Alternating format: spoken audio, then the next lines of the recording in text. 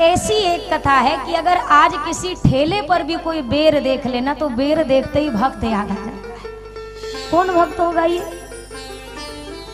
शबरी मैया।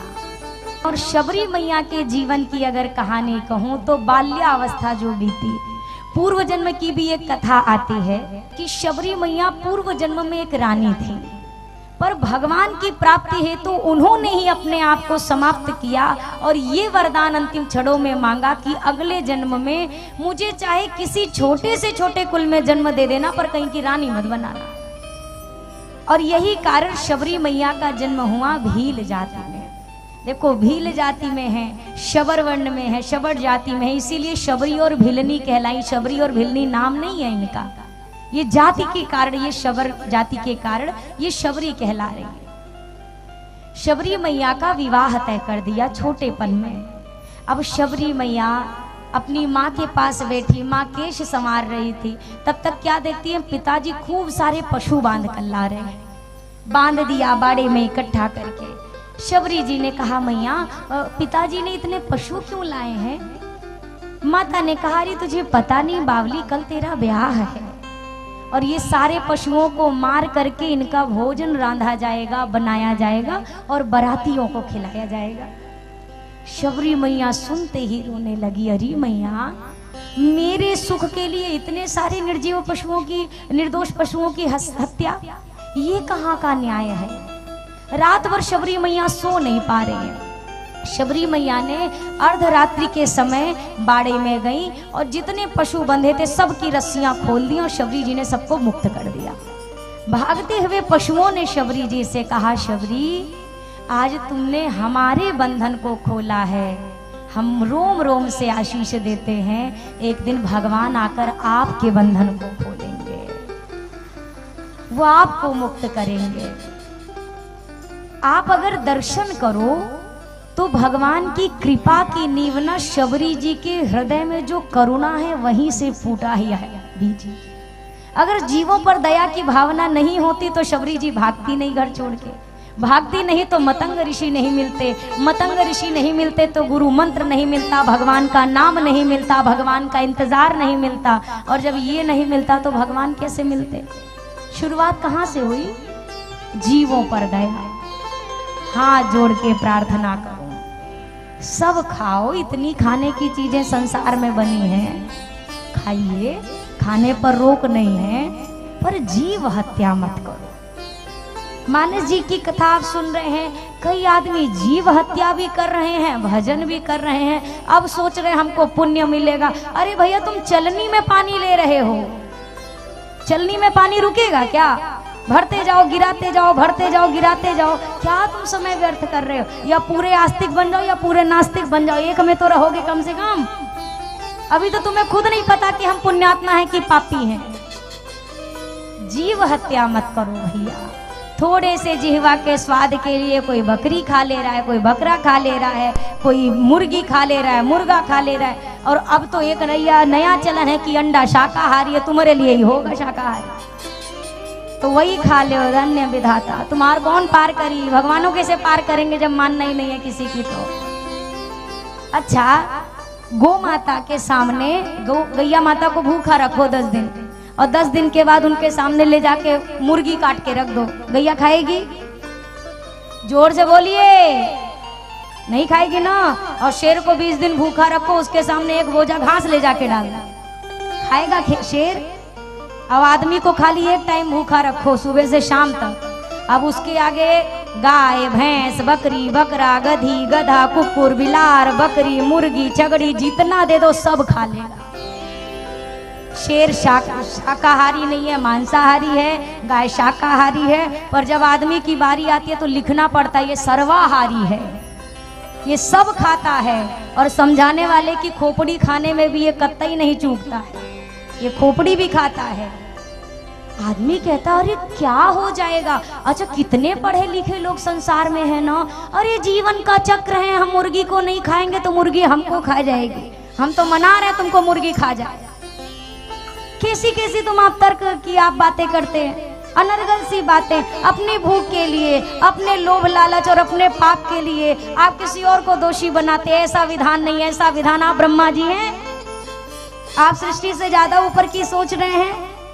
अरे सृष्टि का चक्र बना है, वो उनका काम है। आप इतने बड़े जिम्मेदार नागरिक न बनिए कि आप ही के ऊपर ब्रह्मा जी ने पूरा बोझा डाल दिया, सृष्टि संभाल लो नहीं तो खत्म हो जाएगा। अरे सोचिए, विवेक से काम करिए, शाकाहारी बनिए, शुद्ध भोजन करिए, ये मांसाहार का परित्याग कर दो, नहीं इस जन्म में तो भगवान मिलने वाला नहीं, अगले जन्म की ठाकुर जी जाने।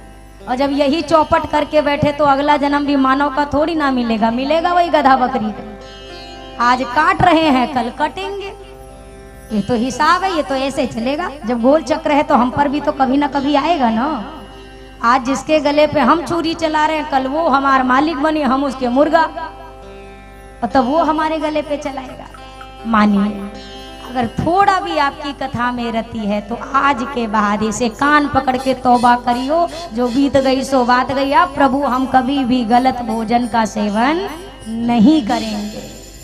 शबरी मैया भाग चली, मतंग ऋषि के आश्रम में पहुंची। अब क्या करें, सेवा कर देती थी चुपचाप, बता कर नहीं, जता कर नहीं, सेवा की भावना की। अब जैसे कल भंडारा है ना, हाँ की ना है ना, तो ऐसा ना हो कि ना उनसे फलाने जी आइए, ये सब्जी बांटिए, माताओं आओ पूड़ी बेलो। सेवा का मतलब बुला बुला के करवाना नहीं, स्वयं से जहाँ पर समर्पित हुआ जाए वो सेवा होती है। शबरी मैया बिना बताए चुपचाप जाती हैं, सेवा कर देती हैं, लकड़ी का गट्ठर रख देती हैं, फूलों की टोकरी रखाती हैं, स्थान का मार्जन कर देती हैं, झाड़ू बुहारू लगा देती हैं। मतंग ऋषि ने कहा, ये कौन है जो रोज सेवा करता है पर दिखता नहीं है? आज रात भर जगो, रात भर जगे। जैसे शबरी मैया गट्ठर फेंक के जाने वाली थी, उतने में संतों ने शबरी जी को रोक लिया।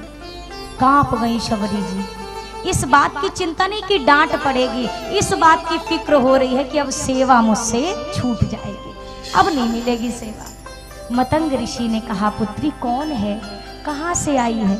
शबरी जी ने कहा, मत पूछो, अगर बता दिया तो मेरे सामने भी आप नहीं खड़े होना चाहोगे। मैं भील जाति से हूँ, मेरा नाम शबरी है, मुझे सब शबरी कहकर बुलाते हैं। अच्छा क्या करती हो, क्यों ये सेवा चुपचाप करती हो? इस डर से कि शायद आप मुझे स्वीकारो नहीं। मतंग ऋषि ने कहा, पुत्री आज से मेरे इसी आश्रम के क्षेत्र में तू अपनी कुटिया बना के रहेगी। कुटिया बना के शबरी मैया रहने लगी।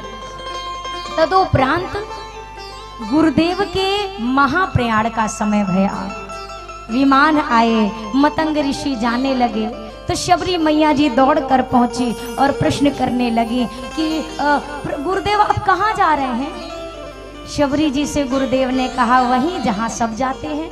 कब आएंगे? बेटा वहां से कोई लौट कर नहीं आता शबरी। अरे तो आप चले जाएंगे तो मेरा क्या होगा? गुरुदेव ने कहा, अरे पुत्री तूने मेरी इतनी सेवा करी शबरी, तुझ में इतनी भक्ति है शबरी, जा मैं तुझे आशीर्वाद देता हूँ शबरी, तू भगवान को ढूंढने कभी कहीं नहीं जाएगी, एक दिन स्वयं भगवान तुझे ढूंढते हुए तेरे दरवाजे पर आएंगे, वो जगत पिता तेरे द्वारे आएगा शबरी। कहकर भगवान के बारे में मतंग ऋषि भगवान के धाम गए। अब शबरी जी अभी तक रो रही है कि गुरु जी चले गए। इतने में याद आया, अरे गुरुजी ने तो कहा था भगवान आएंगे, और भगवान अगर आज ही चले आए फिर क्या होगा? तो शबरी मैया झटपट खड़ी हुई, आंसुओं को पोंछा। अब उसी दिन से शबरी मैया की अभी समझो तो बिल्कुल युवा सी ही अवस्था है, ऐसा नहीं कि वृद्धावस्था में, नहीं नहीं, बिल्कुल युवती हैं अभी शबरी मैया। इसके उपरांत आज से जो मैया ने इंतजार करना शुरू किया, कई ग्रंथ कहते हैं 60,000 वर्षों तक प्रतीक्षा की, कोई कहता है 10,000 वर्षों का इंतजार किया, तो कुछ संत कहते हैं 70 वर्षों का, 77 वर्षों का इंतजार किया। इंतजार कितना भी हो पर उससे तो ज्यादा है ना जितना हम करते हैं, कितना भी हो गिनती का, पर हमसे तो ज्यादा है ना। शबरी मैया तुरंत गई, रास्ता बुहार रहे हैं, इसी रास्ते से तो आएंगे ना। अच्छा रास्ता तो बुहार दिया, कहीं पैरों में कुछ चुभ गया तो लाओ इन पर पुष्प बिछा देती हूँ। उसी दिन फूल बिछाए, रास्ता बुहारा, मटकी में मंदाकिनी का, गंगा का जो जो जल मिला ला कर रख लिया, फल की टोकरी सजा कर रख ली, आसन बिछा कर रख दिया। अब द्वार पर बैठी बैठी शबरी मैया रास्ता देख रही है। आज का पूरा दिन बीत गया, सालों के साल बीत गए। युवा अवस्था से शुरू हुई प्रतीक्षा अब वृद्धा अवस्था शबरी मैया की आ गई है। अब कमर भी झुक गई है, अब नेत्र भी धुंधले हो गए हैं, अब शरीर भी कांपने लगा है। और जो सेवा युवानी में की थी वही सेवा आज भी कर रही है। आज भी रास्ता बुहारा, आज भी फल लाए, आज भी जल लेकर आए और आज भी इंतजार कर रहे हैं। कल नहीं आए क्योंकि शायद किसी और के यहाँ चले गए होंगे, आज जरूर आएंगे, आज जरूर आएंगे। और वहीं पर बैठी बैठी शबरी मैया कहती है, ओ मेरी झोपड़ी के भाग आज खुल जाएंगे, राम आएंगे। मेरी झोपड़ी के भाग आज खुल जाएंगे, राम आएंगे।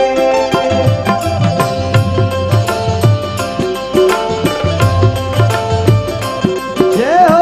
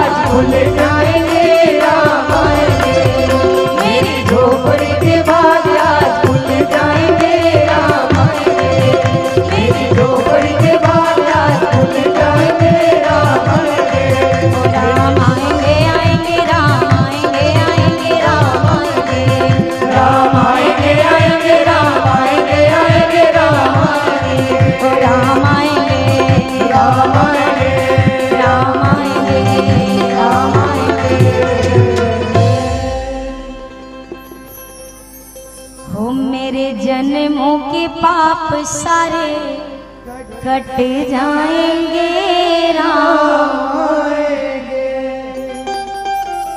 जरा सोचो, आज ये भजन गा दिया जाए तो कितना मन उत्साह से भर जाता है। ऐसा लगता है शबरी को मिले तो हमें भी जरूर मिल जाएगी। और शबरी मैया के जीवन का भाव तो इतना उज्जवल है, वो तो दिन रात उन्हीं राम की याद में बैठी, तो कैसे नहीं मिलते। और मुझे एक बात बड़ी अच्छी लगती है इस भजन की, इस भजन में कोई लेकिन किंतु परंतु को क्वेश्चन मार्क नहीं है। राम आएंगे नहीं आएंगे, आएंगे नहीं नहीं नहीं नहीं, पक्का है, फुल स्टॉप कर दिया, राम आएंगे। और शबरी मैया भी कहती आएंगे आएंगे, और कहते कहते एक दिन शबरी के राम आ गए। दूर खड़ी है अपनी कुटिया में और क्या देख रही है, धुंधला धुंधला सा कुछ तो नजर आ रहा है। अच्छा, उसी जंगल में कुछ ऐसे भी योगी जन थे जिनको अपने तपस्या का बड़ा अभिमान था, जिन्हें लगे रही इसको राम मिलेंगे, अरे हम तपस्वियों को राम मिलेंगे, योगी को राम मिलेंगे, हम इतनी तपस्या करते हैं, हमारे पास पहले आएंगे, इसके पास थोड़ी ना जाएंगे भीलनी, ये क्या जानेगी भगवान को। पर आज उन्हीं तपस्वियों के दरवाजे भगवान नहीं गए। एक सन्यासी मिला तो उनको लगा, देखा हमने तो लग ही रहा था भगवान हमारे यहाँ पहले आएंगे। तब तक उन्होंने कहा, राघव जी ने, महाराज ये बताओ हमारी शबरी मैया की कुटिया कहाँ है। अब तो लगा, अरे शबरी बताया नहीं, हमें नहीं पता, आगे पूछ लो। भगवान से भी ईर्ष्या हो जाती है कई लोगों को, हमें नहीं पता, आगे पता कर लेना। आगे पूछा, महाराज मेरी शबरी मैया कहाँ रहती। संत ने कहा, प्रभु इस फूल वाले रास्ते पे अपने चरण धर दो, और ये रास्ता आपको जहां तक लेकर चला जाए और जहां समाप्त हो जाए वहीं पर शबरी की कुटिया है। रघुनाथ जी चल पड़े और चलते चलते चलते चलते कुटिया निकट आ गई। अच्छा, शबरी जिनका अपने जीवन पर्यंत इंतजार किया है, जीवन पर्यंत इंतजार किया, वो भगवान आज अंतिम दिन में मिल रही। अब ये शबरी मैया का अंतिम दिवस है इस धरती पर, फिर तो शरीर त्याग देती। अंतिम दिनों में आज भगवान मिल रहे हैं। अच्छा, भगवान आ तो गए, पर शबरी मैया ऐसा नहीं कि दौड़ कर गई और लिपट गई, नहीं नहीं। क्यों लिपट नहीं रही है? क्योंकि शबरी मैया ने पहले भगवान को देखा थोड़ी ना। तो अब उन्होंने गुरु जी से कहा था, देखो प्रभु भगवान आएंगे तो मैं पहचानूंगी कैसे। तो गुरु जी ने कहा था, शबरी मैं कुछ पहचान बता रहा हूँ। तो 5 पहचान बताई शबरी जी को राम जी की, कि ये 5 चीजें मिला लेना, जिसके भीतर हो वही तुम्हारा राम है। क्या क्या बताया? शबरी, कमल की पंखुड़ियों के समान उनके नेत्र होंगे विशाल।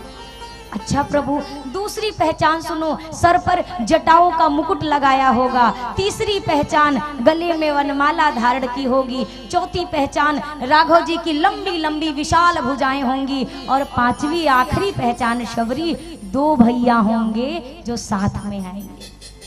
ठीक है, तो शबरी जी को जब राम जी मिले ना, लेट हो गए आप थोड़ा, तो शबरी जी को जब राम जी मिले तो शबरी मैया प्रणाम नहीं कर रही, शबरी मैया पहले मिलान कर रही है। आप मानस जी में देखना क्या देखती हैं, धुंधली आंखें हैं ना, तो परखने में समय लग रहा। आप उस दृश्य को बस बनाने की चेष्टा करो दिल में। बूढ़ी सी शबरी मैया, झुकी सी कमर, आगे विशाल शरीर, सुंदर शरीर, हृष्ट पुष्ट, राघव जी सामने खड़े, अजान बाहु, सुंदर से नेत्र, और शबरी मैया की धुंधली आंखें मिलान कर रही हैं। जरा देखो तो सही, क्या कमल की पंखुड़ियों की तरह आंखें हैं इनकी?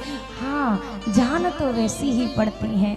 है एक तो मिल गया, एक और दूसरा देखो, सिर पर क्या बांधा है इन्होंने, दिखता नहीं है बराबर। हाँ, लगता तो जटाओं का ही मुकुट है। मिल गया, 2 और मिल गया, सिर्फ 3 बाकी रह गए हैं। और देखो हाथ इनके कैसे हैं, अरे हाँ, बड़ी लंबी लंबी भुजाएं हैं। मिल गए 3 मिल गए हैं। एक और क्या कहा था गुरुदेव ने? हाँ, बोला था गले में वनमाला होगी। गले में कौन सी माला है?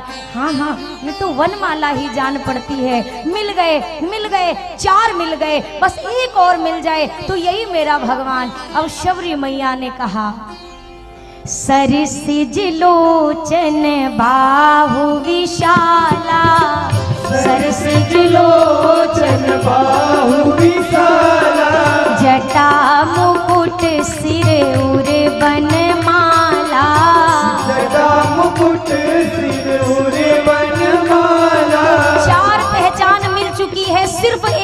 आती है। शबरी कहती हैं आज अगर ये पांचवा मिल गया तो यही मेरा परमात्मा है, यही मेरा भगवान है। शबरी जी ने याद किया पांचवा क्या कहा था गुरुदेव ने? हाँ कहा था 2 भाई होंगे सगे, आपस में एक साथ आएंगे दोनों। अब पूछती हूँ ये बगल वाले कौन है?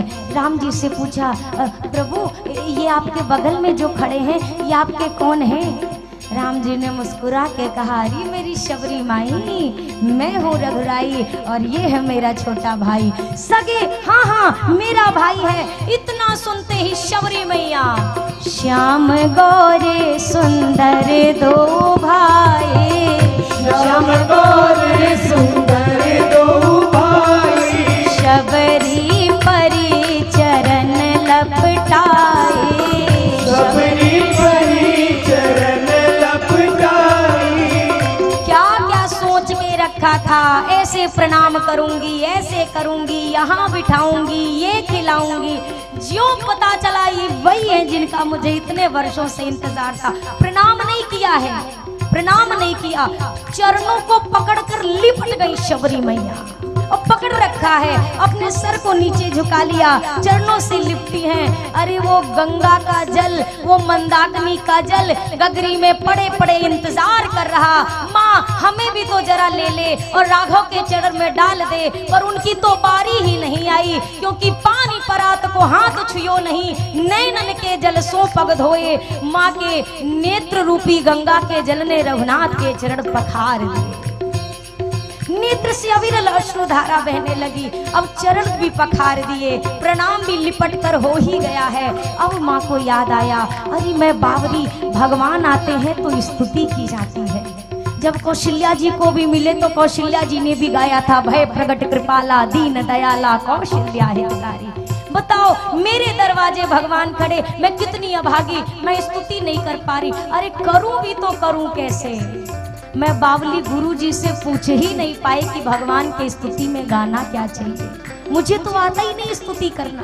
तो अब राम जी से ही कहते हैं कि ही विधिया स्तुति कराऊं तुम्हारी, स्तुति करो तुम्हारी, अधम जाति में जड़ मति भारी, अधम जाति में जड़ मति भारी, अधम ते अधम अधम अति नारी, अधम ते अधम अधम अति नारी, 3 माह में मति मंद आधारी, 3 माह में मति मंद आधारी। शबरी जी कहती हैं मुझे क्षमा करना सरकार, मुझे आपकी स्तुति करना नहीं आता, मुझे नहीं, मैं अनपढ़ हूँ, मुझे पढ़ी लिखी मैं नहीं, मुझे पढ़ना लिखना नहीं आता, मैं अज्ञानी हूँ। ये सब तो छोड़ दो, सबसे बड़ी बात कहूँ मैं अधम हूँ, शरीर से भी जाति से भी। पर ध्यान रखिएगा ये शबरी जी के शब्द हैं, ना गोस्वामी जी के ना राम जी के, ये शबरी माँ के निज शब्द हैं।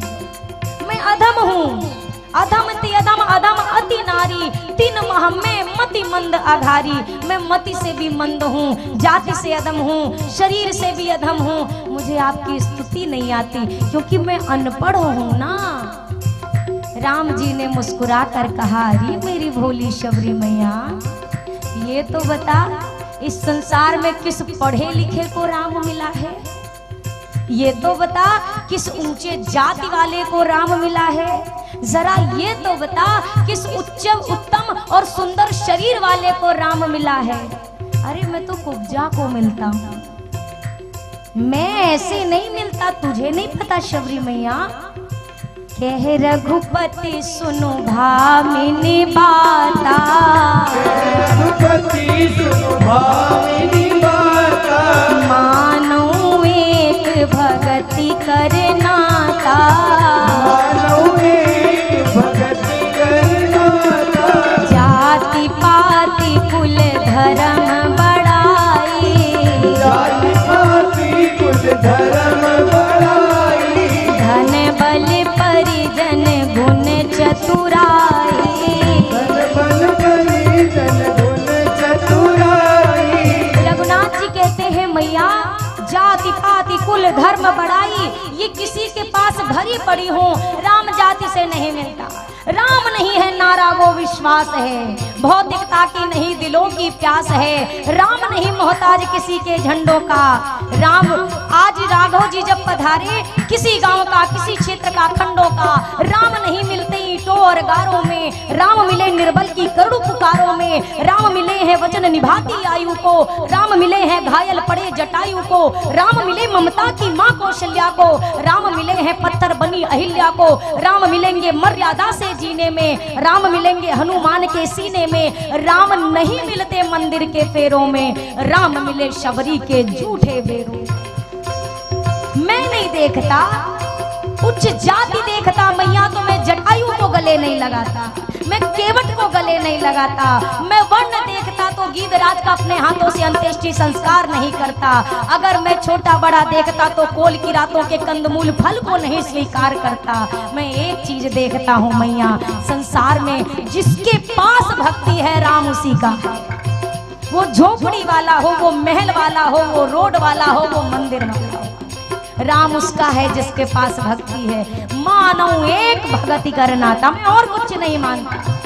और तू कहती है मैया कि तू पढ़ी लिखी नहीं है तो मेरी स्तुति नहीं कर सकती। अरे मेरी भोली शबरी मैया, अरे तू पढ़ी लिखी नहीं है तो क्या हुआ, तेरा राम गुरुदेव वशिष्ठ के यहाँ पढ़ के आया है। मैं तो पढ़ा लिखा हूँ ना। अरे क्या हुआ जो आज शबरी अपने राम की स्तुति नहीं कर पा रही। आज इतिहास बदलेगा। आज शबरी राम की स्तुति नहीं करेगी, आज राम अपनी शबरी मैया की स्तुति करेगा। कहने लगे रघुनाथ जी, और ध्यान रखिएगा ये नौधा भक्ति का ज्ञान शबरी मैया को नहीं दिया जा रहा है। ज्ञान उसको दिया जाता है जिसके पास ना हो। और राम जी खुद आगे कह रहे हैं सकल प्रकार भगति दृढ़ तोरे, उनको नहीं सुनाया जा रहा। तो किसको नौधा भक्ति सुनाई गई? ये उन लोगों को सुनाया गया, उन योगियों को जिनको योग पर भ्रम था, जिनको अपनी तपस्या के बल का अभिमान था। ये स्तुति उनको सुनाई गई। तुम जिस शबरी को निकृष्ट समझते हो, ये राम उस शबरी की स्तुति गाता है। अब 9 प्रकार की भक्ति है, जरा ध्यान से आप सभी सुनिएगा। प्रथम भगति संतन कर संगा, प्रथम भगति संतन कर संगा। दूसरी रति मम कथा प्रसंगा, दूसरी रति मम कथा प्रसंगा। गुरुपद पंकज सेवा, तीसरी भक्ति अमान, चौथी भक्ति मम गुण गण करई कपट तजिगान। मंत्र जाप मम दृढ़ विश्वासा, मंत्र जाप मम दृढ़ विश्वासा। पंचम भजन सुवेद प्रकाशा, पंचम भजन सुवेद प्रकाशा। छठदम शील विरति बहु कर्मा, छठदम शील विरति बहु कर्मा। निरत निरंतर सज्जन धर्मा, निरत निरंतर सज्जन धर्मा। सातम सम मोहि मय जग देखा, सातम सम मोहि मय जग देखा। मोते संत अधिक करि लेखा, अधिक करि लेखा। आठव जथा लाभ संतोषा, आठम जथा लाभ संतोषा। सपने हूँ नहीं देखई फर दोषा, सपने नहीं देखई पर दोषा। नवम सरल सब सन छलहीना, नवम सरल सब सन छलहीना। मम भरोस ही हर्ष न दीना, मम भरोसे हर्ष न दीना। नौ महु एकहु जिनके होई, नौ एक जी के होई। नारी पुरुष सचराचर कोई, नारी पुरुष सचराचर कोई। सोई अतिशय प्रिय भामिनी मोरे, सोई अतिशय प्रिय भामिनी मोरे। सकल प्रकार भगति दृढ़ तोरे, सकल प्रकार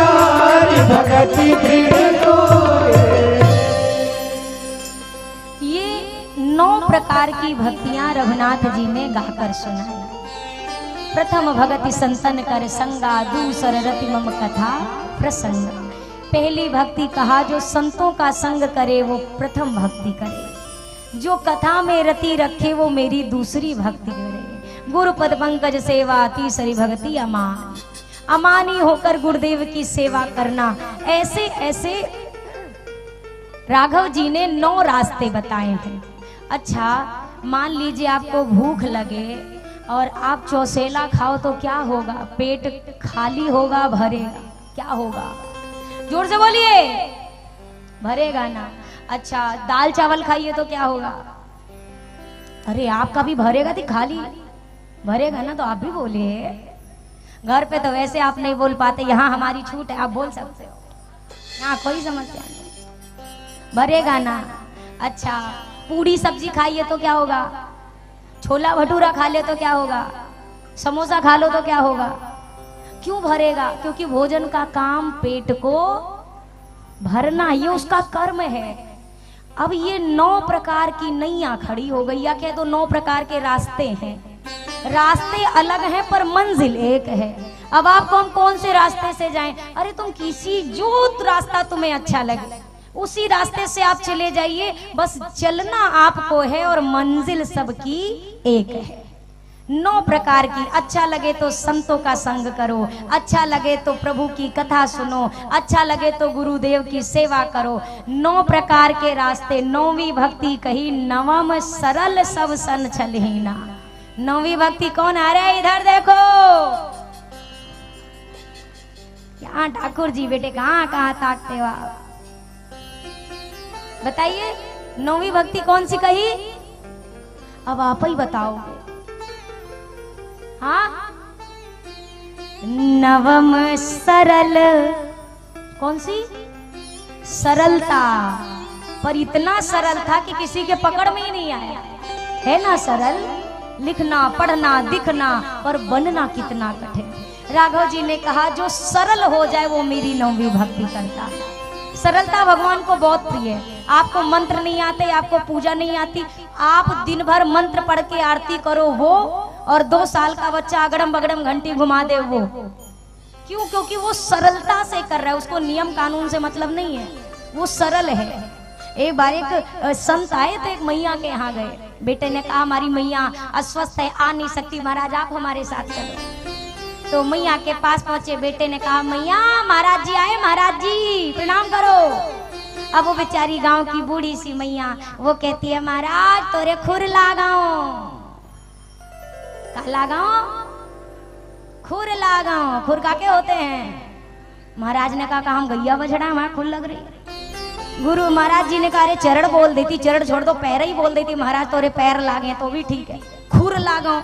तो महाराज जी ने मुस्कुरा के कहा अरे मैया संत को ऐसे बोलती हो, नरक जाओगी, नरक। अब वो भोली मैया इतनी ज्यादा भोली थी, वहां को लगा महाराज जी कोई आशीर्वाद दे रहे। तो उस मैया ने कहा अरे महाराज बड़ी कृपा आपकी, पर हम जैसे पापी कहाँ नरक जाए, नरक तो आप जैसे महापुरुष जाते, हमारे नसीब में नरक कहाँ है। महाराज समझ गए, इसने जान के नहीं बोला। सरल बनिए, जो है वही रहिए, बनावट मिलावट गिरावट कुछ मत कर। राघव जी कहते हैं माँ तेरे अंदर सब भक्ति है, मैं तो कहता हूँ कोई एक भक्ति भी कर ले, वो नारी हो चाहे पुरुष हो, चाहे चींटी हो चाहे हाथी हो, वो सब मुझे अतिशय प्रिय है। मैं उन सब को अपने हृदय से लगा कर